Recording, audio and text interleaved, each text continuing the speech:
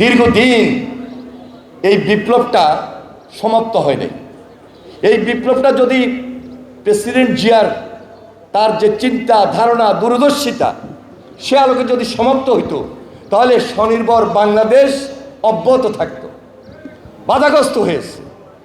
এখন খাল খনন করতে যাই, খালের মাঝখানে দোকান গড়ে উঠেছে, খালের মাঝখানে বাড়িঘর গড়ে উঠেছে। যদি ওই যে স্বনির্ভর বাংলাদেশের কাজ অব্যাহত থাকতো তাহলে খালের মধ্যে দোকান হইতো না, খালের মধ্যে বাড়ি হইতো না, শিল্প কলকারখানার বর্জ্য বা মানুষের বাসা বাড়ির ড্রেন খালে পড়তো না। চর্চা নাই, এখন চর্চা শুরু হয়েছে।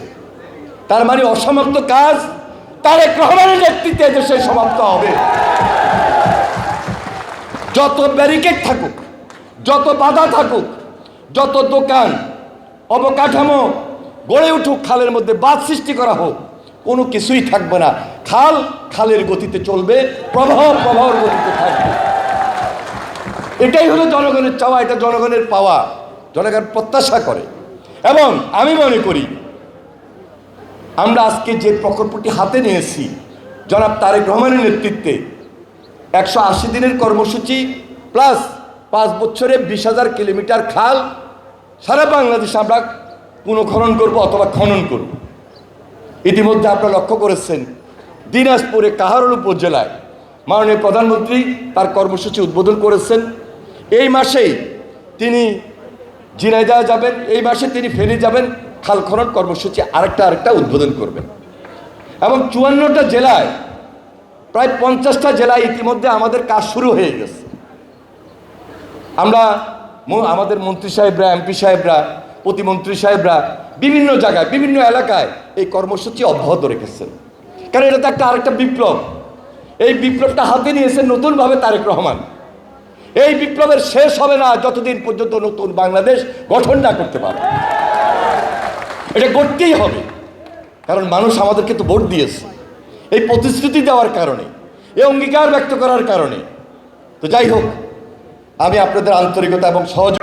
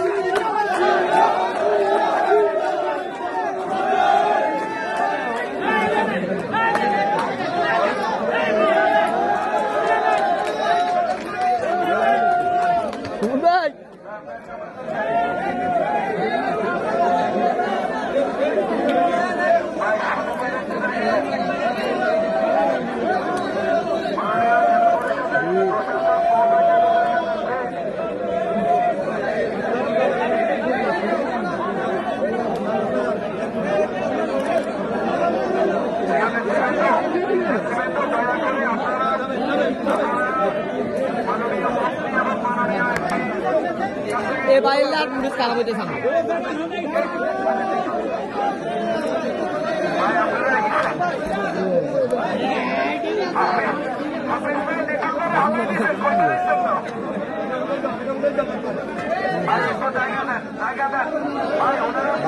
ভাই দেখা গে দেখতেন কেন ভাই